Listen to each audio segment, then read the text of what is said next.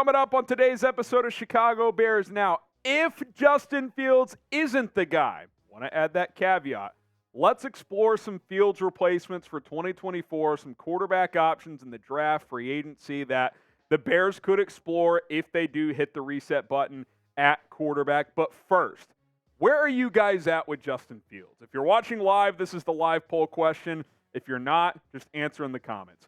Do you still believe in Justin Fields? Type B for believe or type D for don't. I'm not off the ledge yet, but if it keeps trending in this direction, I think there's a very good chance they will have a different quarterback next year. B for believe or D for don't. Let's look at some draft options at the quarterback position, and the name that everybody is talking about is USC quarterback Caleb Williams. And Caleb Williams is the guy that everyone wants. You think tanking doesn't exist? Would it shock anybody if an investigation came out that the Arizona Cardinals made the tank call in Week 2 against the Giants when they were just rolling over New York 28-7 midway through the third and they lost that game late? People want Caleb Williams to be their next quarterback.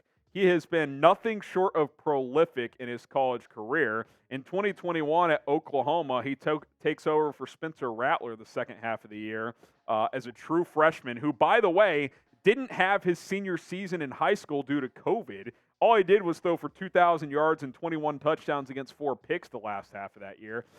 Full season as a starter last year, he followed Lincoln Riley to USC, completed over 66% of his passes, 4,500 yards, 42 tutties, and 5 picks. Oh, by the way, he won something that's called a Heisman Trophy last year. And he's the Heisman frontrunner this year. He's completing 79% of his passes, 878 yards, 12 touchdowns to no interceptions this year. Quick math, that is 63, 75 touchdowns to 9 picks as a passer in college. And by the way, he's dual threat. He's not like a Fields dual threat where, he's a 4-3 guy, but he's very mobile. 885 career rushing yards and 17 career rushing touchdowns. This guy can do it all. He's electric. He's got a strong arm. He is confident as hell. This is the quarterback people want in next year's draft, and if Justin Fields doesn't work out, he'd be at the top of my list. So should the Bears tank for Caleb Williams? Type T for tank, or no, you're not there yet. Try to win still this year.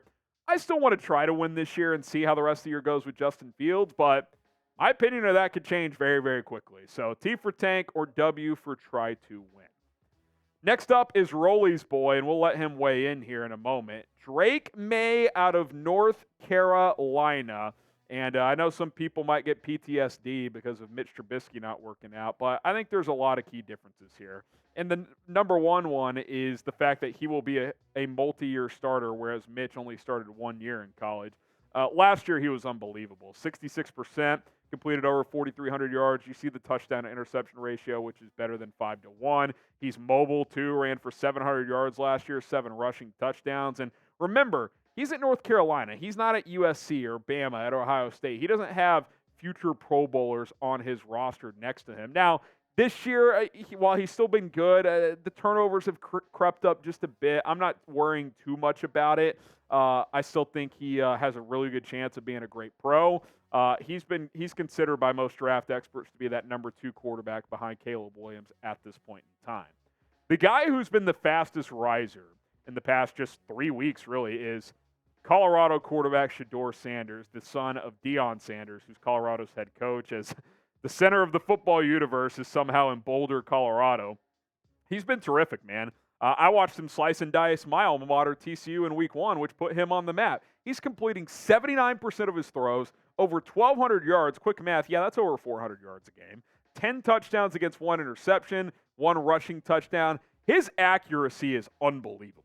Like, you watch him throw and you're like, that's on the money, that's on the money, that's on the money, that's on the money. The arm isn't a cannon, but it's plenty strong, and he's mobile in the pocket. I will say this. He kind of goes down easily. Like, he's not as good of a runner as you would think. He took a couple shoestring sacks against Colorado State where I'm like, oh, okay, I'd expect you to shed that. But that's nitpicking. He's a damn good quarterback. And by the way, if you're worried about him just playing 1 year at Colorado this year, well, I know it's the FCS level, HBCU Jackson State, but started 26 games there, threw for 70 touchdowns against 14 picks. So even if he comes back or comes out this year, which I think he might actually go back to Colorado for another year and be the number 1 pick in 2025. But if he comes out this year, yeah, it's only 1 year starting at big-time college football, but it's still going to be 40 games of college experience. That's quite a bit for Shadeur Sanders, who is maybe the Heisman runner-up right now behind Caleb Williams. Hell, he might even be the front runner at this point with what he's been able to do. Now, pick a quarterback. Who would you rather have? Would you rather have Drake Maye or Shedeur Sanders? Type DM for Drake Maye, SS for Shedeur Sanders. Let me know down in the comments. I'm a big fan of both. I'd probably lean Maye, but Sanders is rising quickly for me. Like, it would not surprise me at all if he surpassed Maye later on in the draft process, but I don't think he's there just yet.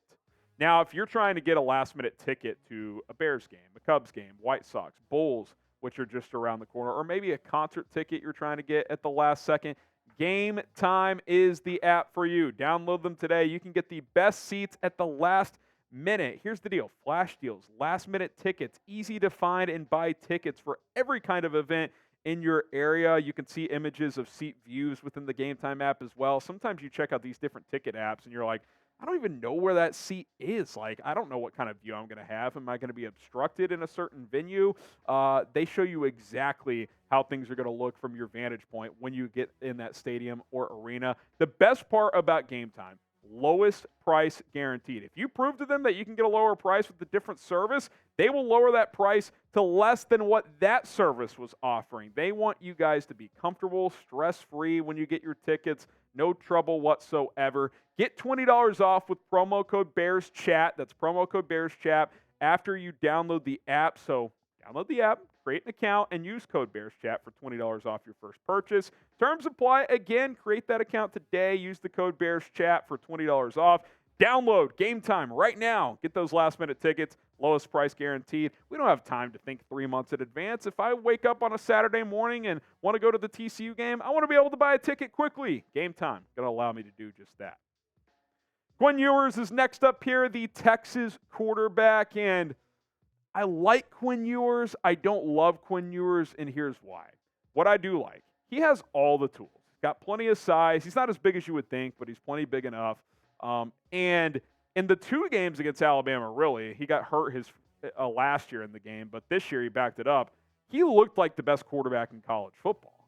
24-38, 349, 3 touchdowns, QBR of 90. I mean, he sliced and diced Nick Saban's defense just last week. But then in the other 2 games against Rice and Wyoming, he's just like, okay. 30 of 51, that's less than 60%, less than 400 yards, that's less than 200 yards per game, and just 2 touchdowns. You know, everybody in the office here at Chat Sports is freaking out. Oh, Quinn Ewers, he's unreal.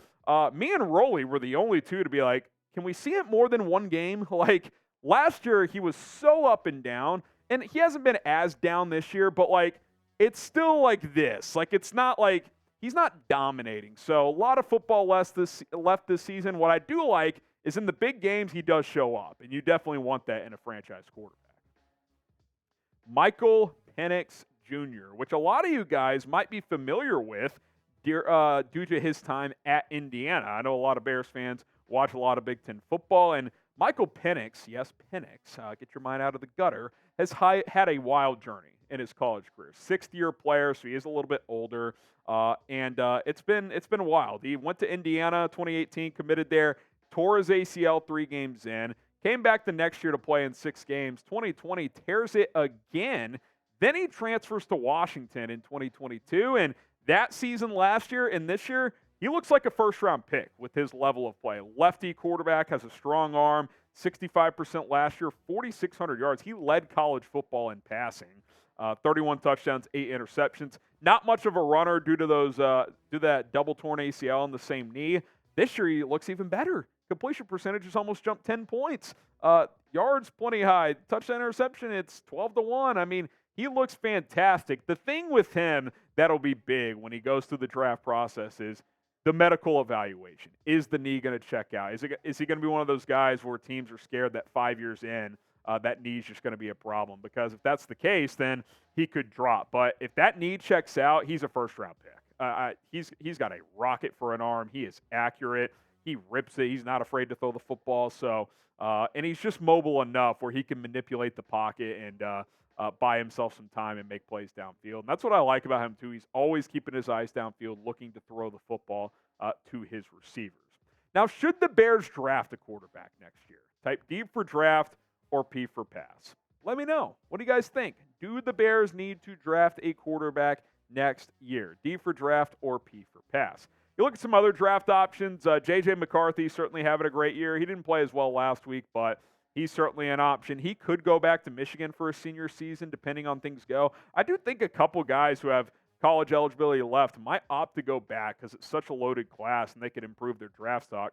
Bo Nix of Oregon, he's not eligible to go back, so he'll definitely come out. Jordan Travis at Florida State, same deal. He's going to enter the draft. Riley Leonard out of Duke has been drawing rave reviews. Spencer Rattler, I think he's, late last season and early to start this year. He's played some good football. I don't think he's a first-round pick, but I think on day 2 he could be an interesting option. He could be an option if you do decide to keep Fields for another year, but you still want to bring someone in case Fields doesn't work out. Maybe you draft Rattler in the 2nd or 3rd round. That could be a scenario that comes to play as well. Hit that subscribe button. We'll look at a few veteran options in just a moment. If the Bears are good or bad, which they are, we're going to be here. Subscribe right now for the latest Bears news, rumors, injury updates, overreactions, trade buzz, everything else in between. YouTube.com/BearsNow. You guys aren't going to want to hear this, and I'm not really sure if I'm on board with this. But Kirk Cousins is a free agent after this year, and the Vikings are 0-2 to start this year. If they have a disappointing season, Minnesota could opt to move on. Now, would they tag and trade him, want something in return? That's certainly possible, but he is the clear top quarterback available in NFL free agency. Now, let me be clear. I'm pretty lukewarm. Not that because Cousins sucks. He does not suck. I know we like to make fun of Kirk Cousins. He's actually a good NFL quarterback, and he's actually off to a good start this year. They just happen to be 0-2. But he's 35 years old, or he's going to be 35 for next season. Like, he's on the back 9 of his career. I would rather go with a younger option personally. But look, let's be real. If you bring in Kirk Cousins, he's one of the best quarterbacks the Bears have ever had, if that ended up being the case. And he knows the NFC North, spending the last several years in Minnesota. I wouldn't go that route because in big games, he typically doesn't play well, and he hasn't had a lot of playoff success. But he's had a good career. I think we could at least acknowledge that.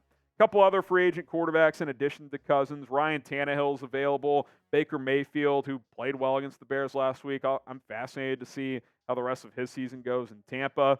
I think those are more like stopgap options. Like, say you move on from Fields and you draft a QB, but you just want a veteran in the room, whether he starts for a year or is the backup. I think that's more of the Tannehill-Mayfield kind of realm there, whereas obviously if you bring in Cousins, you're bringing him in to start.